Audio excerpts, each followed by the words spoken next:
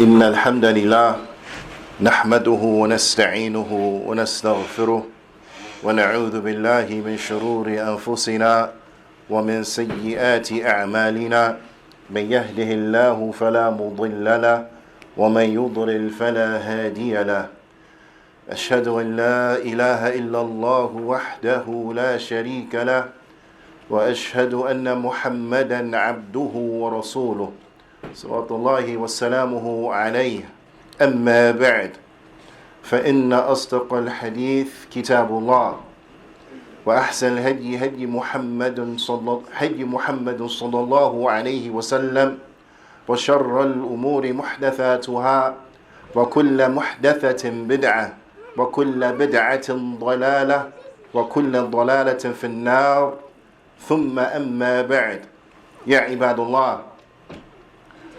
I want you to reflect upon a historical event, one in which gives us good indication and illustration of what to do when times become rough, when the pressure mounts and things become tough.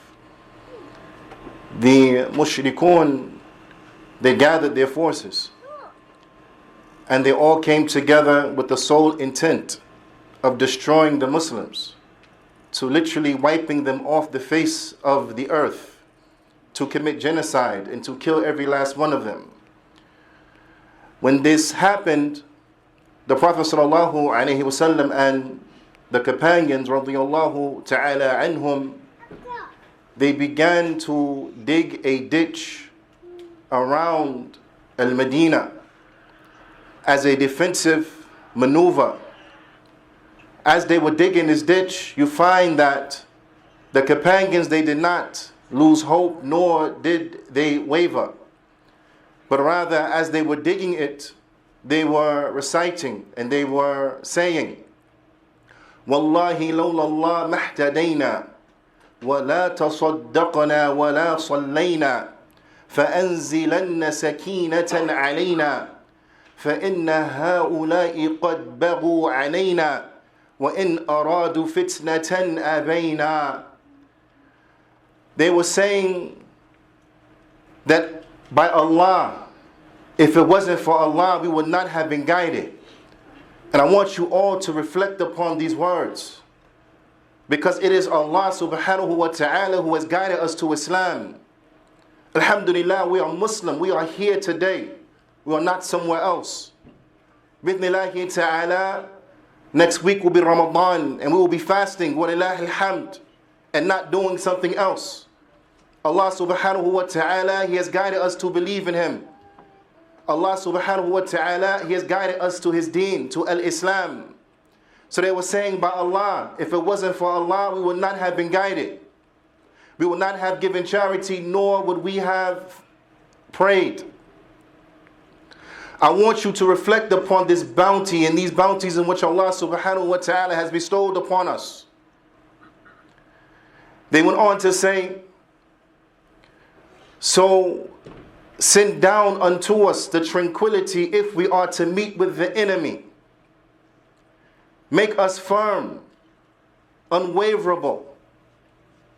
Because verily these individuals, they have transgressed the bounds as relates to us. And if they want for us fitna, if they want for us to return back to a jahiliyyah, if they want for us to leave Islam, if they want for us to abandon the practice of Islam, if they want for us to change our beliefs, then we refuse. Abayna. When the Prophet ﷺ, he heard this, he said 3 times, extending his voice, Abayna, Abayna, Abayna. We refuse. We refuse. We refuse. Ya ibadallah. There are going to come times in your life where you're going to have this pressure. There are going to come times in your life where you're going to be pressured into doing that which is wrong. You're going to be pressured into leaving off aspects of practice of your religion. There are going to be individuals who will be pressured to the extent that they will be actually pressured to leave their religion. But I want you to reflect upon the stance of the Sahaba when they were faced with this situation, when this pressure was put upon them. Either leave your deen or die. That collectively they stood firm. Collectively they did not waver. They did not give up their religion. Walillahi alhamd, Allah subhanahu wa ta'ala, He has not tested us with that which He has tested them with. Because we are weak, we're not like them. But they were able to endure, we will not be able to endure. So Allah subhanahu wa ta'ala, He tests us according to the level of our religion. So it is a must that one, we remember this so that we reflect upon their superiority over us. But also that we take an example, knowing that much more pressure was placed upon them and they didn't waver. So when the pressure comes upon us by our boss telling us that he's not going to let us go for Jumu'ah, we're not going to stay there and work. We're going to go anyway. Why? Because we fear Allah subhanahu wa ta'ala. In order to survive peer pressure, we have to, one, remember who we are. And let us reflect back on the first thing in which the Sahaba, they mentioned. Lawla mahtadayna. If it wasn't for Allah, we would not have been guided. Allah subhanahu wa ta'ala, He has guided us. Allah ta'ala has given us a gift, the gift of al-Islam. Allah subhanahu wa ta'ala, He has guided us to a deen that is perfect. Allah ta'ala, He says, الْيَوْمَ أَكْمَلْتُ لَكُمْ دِينَكُمْ وَأَتْمَمْتُ عَلَيْكُمْ نِعْمَتِي وَرَضِيتُ لَكُمُ الْإِسْلَامَ دِينًا. That on this day I have completed for you your religion, perfected for you your religion, and completed my favor upon you. And I am pleased for you Islam as a deen. Allah ta'ala, He has guided us to this deen that is perfect. Allah subhanahu wa ta'ala, He has guided us to a way of life that is perfect. There is nothing from our lifestyle except that we have for it guidance. From going to the bathroom, from running a government, from that which is even more important than it, worshipping Allah subhanahu wa ta'ala and believing correctly in Allah subhanahu wa ta'ala. Allah ta'ala has given to us guidance, walillahi alhamd. Allah subhanahu wa ta'ala, He has guided us to that deen that He accepts. Allah ta'ala, He says, Inna deena inda Allahi Islam, that verily the only religion that is accepted by Allah is Islam. Allah ta'ala, He has guided us to that in which will make us eligible to go to the Jannah. As the Prophet sallallahu alaihi wasallam, he said, La yadkhul Jannah illa mu'min, that they will not enter into Jannah except a believer. Only the believer will enter into the Jannah. Anyone who chooses other than Islam as a deen, they will not enter into the Jannah. Anyone who meets Allah and they are not a Muslim, they will not enter into the Jannah. Anyone who does not believe in Allah subhanahu wa ta'ala, they will not be eligible for the Jannah, but their abode will be the hellfire, and they will be from the losers. Allah subhanahu wa ta'ala, He has guided us to that which will save us from the ultimate loss. So we have to remember who we are. So when they call us to do those things in which are haram, when they call us to do those things that are contrary to what Allah Ta'ala has commanded us to do, that we remember who we are. We remember this bounty that Allah Ta'ala has bestowed upon us. We remember this gift and this favor in which Allah Ta'ala, He has blessed us with. So we stand strong and say, no, that's not what we do. If that's what you do, that's not what we do. We have to remember the bounty that Allah Ta'ala has bestowed upon us and who we are. We are believers, walillahi alhamd. We are Muslims, walillahi alhamd. So it is incumbent upon us that we do not compromise due to their whims and their desires. Allah subhanahu wa ta'ala, He tells us in His noble book, اتبعوا ما أنزل إليكم من ربكم ولا تتبعوا من دونه أولياء قليلا ما تذكرون. Look at the Muslims nowadays. Look at how we act. Look how we go about. Look what we do. And then reflect on the statement of Allah subhanahu wa ta'ala, قَلِيلًا مَا تَذَكَّرُونَ. Allah ta'ala, He says, what translated means, and follow that which has been revealed to you from your Lord. And don't follow other than it. Don't trade it for something else. Don't throw the guidance down and try to pick up something else. Don't look for the guidance in something else. Don't listen to other ones, but listen to Allah. Don't listen to other ones. Listen to the Prophet sallallahu alaihi wasallam. Ati'u Allah wa ati'u Rasul. Obey Allah and obey the Messenger. Don't obey these other ones. Don't take them as friends and protectors. Don't listen to them when they tell you to do what is wrong. No, but follow that which has been revealed to you from your Lord. Allah Ta'ala, He says, how little is it that they reflect? How little is it do they contemplate, do they ponder, do they reflect? When you look at the mannerisms of the Muslims, when you look at the actions of the Muslims in this day and time, how little is it that we reflect? Are we looking for something else when Allah Ta'ala has given to us that which is perfect? Are we trading that which is better and giving it up and taking and preferring that which is worse? How little is it that we reflect? Yes, subhanallah. We are not going to be able to survive peer pressure if we constantly forget who we are. If we constantly are trying to be like someone and something else. We're never going to be able to survive peer pressure. So it is incumbent, it is a must, ya ibad, that we remember who we are, that we hold on firmly to that which Allah Ta'ala has sent down to us, and we remember the bounty in which Allah Subhanahu wa Ta'ala has bestowed upon us, that we remember how gentle and concerned the Prophet Sallallahu Alaihi Wasallam he was to his nation, how much effort he put forth to teaching us, how much effort he put forth to carrying out his mission, how much effort the companions they put forth to hold on to the religion and then to teach those who came after them until we have it all the way right here today, all by the bounty and the grace from Allah Subhanahu wa Ta'ala. Remember this and never trade it for anything. هذا أقول قولي هذا وأستغفر الله لي ولكم ولجميع المسلمين فاستغفروا فإنه هو الغفور الرحيم.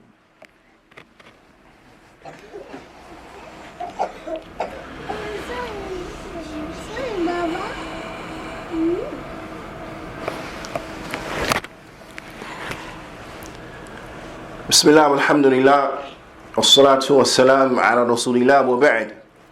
يا عباد الله, I don't want any of you to get it confused nor misconstrued. I am talking to myself first and foremost. And then everyone else who my voice it reaches them, then I'm talking to them too. But we are all in the same boat that we have to be reminded. The reminder, it benefits the believers.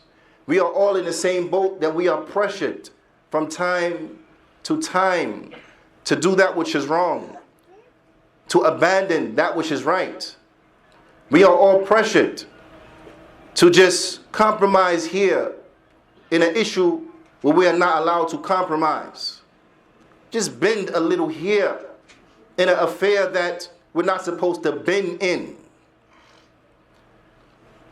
From the ways in which we can survive peer pressure is that we have to have good friends. We have to be around good people. And we have to be very careful who we accept and allow into our circle. We have to be very careful who we take as a companion. Because the Prophet sallallahu alaihi wasallam, he said, الرجل على دين خليله, that a man is upon the religion of his friend. فَلْيَنْظُرْ أَحَدُكُمْ إِلَى مَنْ يُخَالِلْ. So let one of you, each of you, look to who he takes as a friend. Be very careful who you take as a friend. Be very careful who you call your friend. Be very careful who you associate with and call your associate, and so on and so forth. Because undoubtedly we're going to be upon what they are upon. They're going to have an influence upon us. Those who are alike like each other. You don't befriend someone except that you like what they're about. You like who they are. You like how they are. So it is important that first and foremost we strive to rectify ourselves. We strive to rectify our hearts. We strive to rectify ourselves and our hearts, and we fight against ourselves. From those evil inclinations that we may have that we want to do, we fight that. From those evil things that we love, we fight it. And we strive to love that which Allah loves. That we strive to hate that which Allah hates. So that our standard is a standard that has been given to us by Allah subhanahu wa ta'ala. So that our frame of reference and the way in which we measure is according to what Allah has sent down. This is important. And when we find inside of someone else that which is displeasing to Allah subhanahu wa ta'ala, we cannot accept it. We don't accept it for ourselves. So how are we going to accept it from someone else? When we find inside of someone else that which Allah loves and that which Allah is pleased with, then this is the person we want to be around. A person who's living his life in accordance to what Allah Ta'ala has revealed. Because a man is on the religion of his friend. As the saying it goes, a sahib, sahib, the friend will pull you, he will influence you. Your friend will influence you to do what he does. Your friend will influence you to be the way that he is. Your friend will influence you to speak the way he speaks. Your friend will influence you to dress the way he dresses. Your friend will influence you to do the things that he do. To go to the places that he goes to. So be very mindful. Don't befriend those who want to go to the club, because they're going to drag you to the club eventually. Don't befriend those who want to do haram, because they're going to drag you to do the haram eventually. But befriend those who want to go to the masjid. Befriend those who remind you to pray. Befriend those who remind you to remember Allah subhanahu wa ta'ala. Befriend those who remind you when you forget and who aid you when you remember. Befriend those who are good for you, good for your soul. Because the companion, he will drag you to what he is upon. The Prophet sallallahu alaihi wasallam, he told us, "La tusahib illa mu'min." Don't take a friend anybody except a believer. Don't take a friend anybody except a believer. So everybody that want to talk about something else, everybody that want to talk about, oh, but we tolerant and we this and we that and that. Nah. The Prophet ﷺ said, don't befriend anyone except that they are a believer. If they're not a believer, they're not eligible to be your friend. That don't mean you don't treat them nice. That don't mean you don't interact with them in a way that is just. Interact with them in a way that is just. You can give them presents. You can buy them food. You can buy them coffee. That don't mean they're your friend.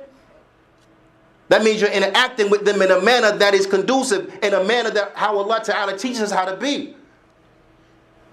But as far as your friend, as far as that person who you allow into your circle, as far as that person who you take into your heart, let it be a believer that you love for Allah subhanahu wa ta'ala. So you love this person because they pray. You love this person because they fast. You love this person because they give charity. You love this person because they read the Quran. You love this person because they are a believer. Don't befriend anyone except the believer. The Prophet ﷺ, he said, وَلَا يَأْكُلْ طَعَامَكْ إِلَّا تَقِي. And don't let anyone eat your food except one who has fear of Allah subhanahu wa ta'ala. Don't let anyone eat your food except he has fear from Allah subhanahu wa ta'ala. We're not saying, and this does not mean you can't feed people. You feed people, that's fine, that's their food. But I'm talking about people who you invite in here, come share this with me. Come sit down, eat from my same plate. Come to my house, eat with me in my house. Don't let anyone eat with you except what? A believer. Because that level of intimacy of eating from the same vessel, that level of intimacy, inviting him into your home, inviting him into your house. You don't want to have that with anybody except a believer, because that level of intimacy is going to breed influence upon you. So it is important that we take this and we take this seriously. Abdullah ibn Mas'ud radiyallahu ta'ala anhu, he said, and I want you to really pay close attention to this. Because not only is a person on what their friend is upon, but this is a identifying mark for others. And you can't get mad. You can't feel upset. You can't be offended if someone looks at those who are around you and then conclude, well, you're just like them. You can't get offended if someone sees that you're around a bunch of people who are evil and reach the conclusion, we're going to stay away because you're evil. You can't say, no, you can't say that. That's just them. No, if you like them and you're around them, you're the same as them. Because if you didn't like them, if you didn't like what they did, you wouldn't be around them. If someone wants to rob a bank and that's all they talk about, robbing banks, and they rob banks, they always plan to rob banks and do those things in preparation to rob banks and so on and so forth, you going to be around them? No, of course not. Of course not. Because you don't want to get dragged into what they're about to get dragged into. When they eventually get caught, you don't want to be thrown in jail because you were around them. So likewise, don't get upset when others look at you and say, oh, you must be like them. But be around people who you feel comfortable, people saying, oh, you're like them. Abdullah ibn Mas'ud radiallahu ta'ala anhu, he said, ما أدل على شيء ولا دخان على النار من الصاحب على الصاحب. He said, there is nothing that points to something greater. Not even more than smoke points to fire than a friend does to his friend. What does that mean? You know how smoke is an indication that there is a fire. If you see smoke, you know there's a fire, correct? That connection of how that smoke is linked and points to the fact that there is a fire, you will find that the connection between friends is a greater identifier, is a greater indication of what a person is upon. You don't have to ask what the person is upon, ask who is his friends. Are his friends honest? If his friends are honest, and these are the people he's around, he's honest. Why? Because honest people don't hang around liars. If this person is a good person, or his friends are good people, then you could reach the conclusion, he's a good person. Why? Because good people don't hang around evil people. And vice versa. Evil people can't stomach, they can't tolerate good people. They can't stand them. Why? You a joy kill. You bringing down the vibes. You're always being contrary. You're always trying to do that good stuff. We trying to do this, we trying to do that. You're always telling us fear Allah. We don't want to hear that. So what's going to happen? When they go to hang out, they're not going to call him. When they go to a place, they're not going to invite him. Because they don't want to hear what he has to say. Because evil people don't want to be around good people. So if your company is evil, this is an indication that what you too are evil. No matter what you have said to yourself, no matter how much you have lied to yourself, you're really evil. And this is what Abdullah ibn Mas'ud, he means by this. Is that there is nothing that is more of identifying factor as to what a person is upon than his company that he keeps. One of the Salafy he mentioned, or one of the people from the past, they mentioned that من يصاحب صاحب السوء لم يسلم. That whoever takes a friend, a person that's evil, he's not going to be safe. You're not going to be safe. You're going to be affected in a bad way. You're going to get hurt on some level. Even if that is just that you become like him, that's it. You're going to get hurt. وَمَنْ يُصَاحِبْ الصَّالِحِ يَغْنَمْ. But whoever takes a friend, a person that is righteous, then he's going to benefit. He's going to be a winner. We all want to be winners. None of us want to be losers. In order to be a winner, you put yourself around winners. We understand this in dunya, right? In dunya, we understand this. If you want to be successful, you don't hang around a bunch of naysayers, because they're always going to discourage you. You always have to fight to be successful despite them. So you want to put yourself around like-minded people who are trying to win. That's the only way to be a winner. So how much more so now? You want to go to Jannah, then be and hang and accompany and befriend people who are living their lives trying to get to Jannah.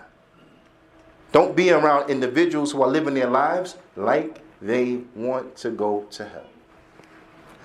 أسأل الله تعالى أن يوفقني وإياكم لما يحبه ويرضى، وأن يجعلنا مباركا حيثما كنا، وأن يجعلنا ممن إذا أعطي شكر وابتلي صبر وإذا أذنب استغفر، فإن هؤلاء الثلاث عنوان السعادة.